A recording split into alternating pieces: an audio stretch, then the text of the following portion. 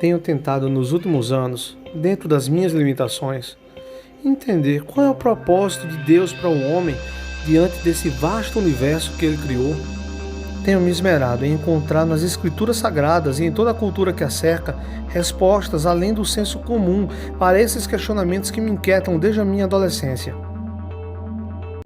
Eu sou o Hugo Magal e convido você a, numa série de vídeos, mergulhar comigo nas respostas que encontrei sobre essas questões, desde o nosso mundo primário até as estrelas.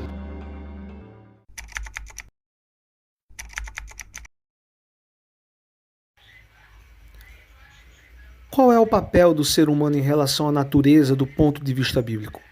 Qual é o seu propósito em relação ao nosso planeta?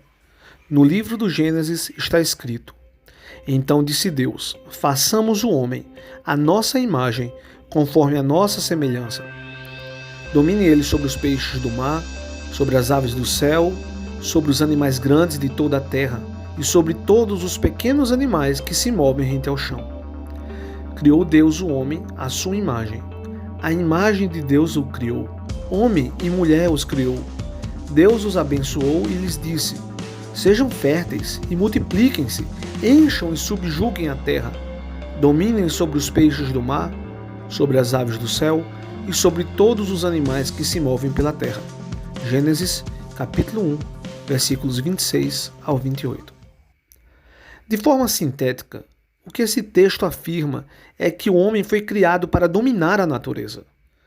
Mas para que os termos da linguagem bíblica não confundam o espectador contemporâneo, e ele equivocadamente entenda que a Bíblia defende a exploração indiscriminada da terra, vamos utilizar uma linguagem mais atual.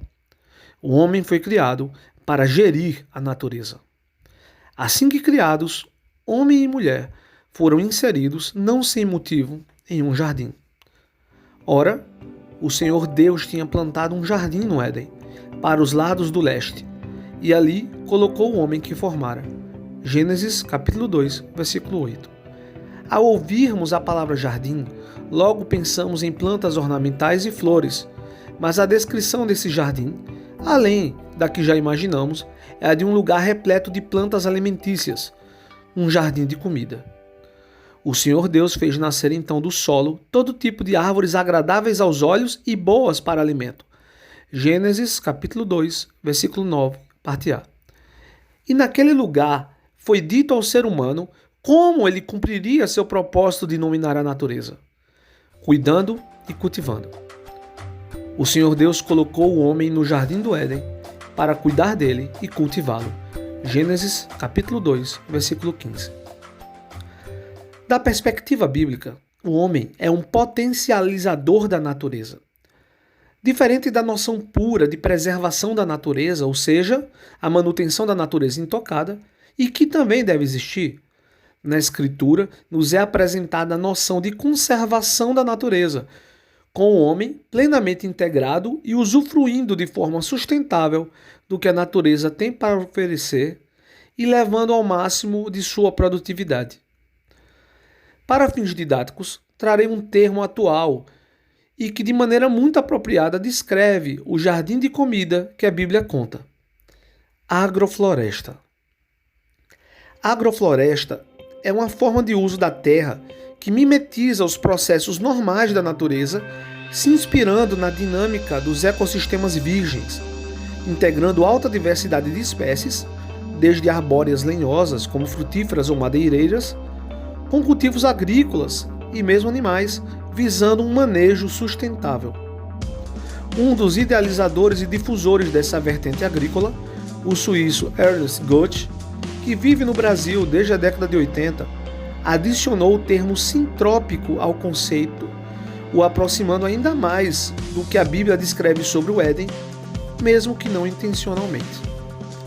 Segundo André Luiz Anela Monte, a agricultura sintrópica é o termo designado a um sistema de cultivo agroflorestal, baseado no conceito de sintropia, princípio contrário de entropia, caracterizado pela organização, integração, equilíbrio e preservação de energia no ambiente. Deus nos criou para sermos os jardineiros do mundo. E não apenas isso, mas recebemos também o papel de nomear e classificar a natureza, nos multiplicaríamos e encheríamos a terra aplicando os princípios de cuidado e cultivo aos mais diferentes biomas, gerindo os recursos naturais com sabedoria divina e levando nosso mundo ao máximo do seu potencial até que nos fosse concedido criar pontes para as estrelas e terraformar novos mundos, assunto que deveremos tratar no derradeiro vídeo dessa série. Mas o que aconteceu para que o homem, originalmente criado como potencializador da natureza, viesse a se tornar de maneira geral um explorador da Terra? Embora eu não deseje me aprofundar nos axiomas teológicos dessa questão, por não ser essa a proposta do canal, a resposta simplificada para esse questionamento é que o homem se alienou de Deus e, por consequência, do seu propósito.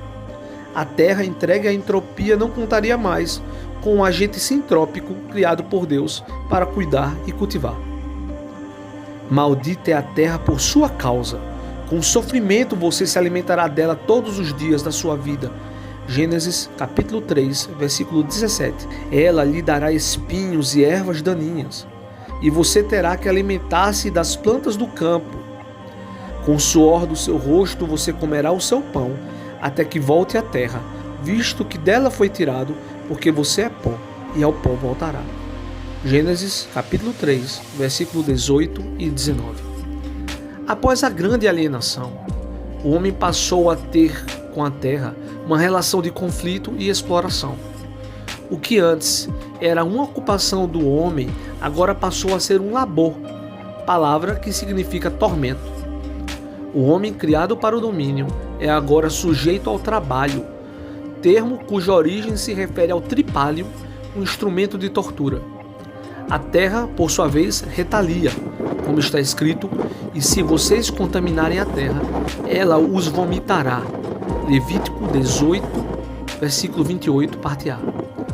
Muitos, em busca de uma melhor condição de vida, buscaram nas cidades alívio da dureza do campo, caindo em uma armadilha por força das circunstâncias, oprimidos em prisões de concreto e vidro e se distanciando ainda mais do contato com a natureza.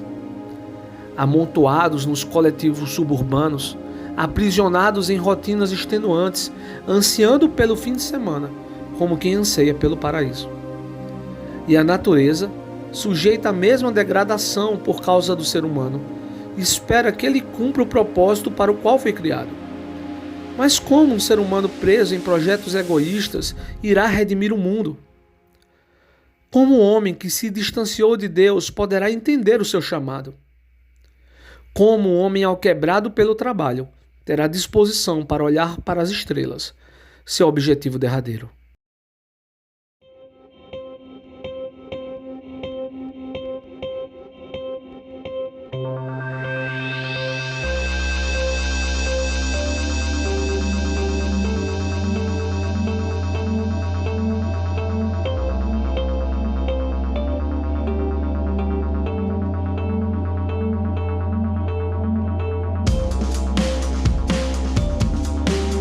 A natureza criada aguarda, com grande expectativa, que os filhos de Deus sejam revelados, pois ela foi submetida à futilidade, não pela sua própria escolha, mas por causa da vontade daquele que a sujeitou.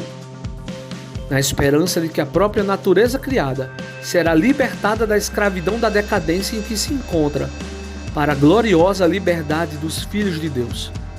Sabemos que toda a natureza criada geme até agora, como em dores de parto. Romanos, capítulo 8, versículos 19 ao 22, parte B. Eu sou Hugo Magal e peço que fique conosco nesta aventura. Inscreva-se no canal e ative as notificações para acompanhar toda essa série de vídeos. Caso tenha gostado, não esqueça de curtir, comentar e compartilhar. Até a próxima!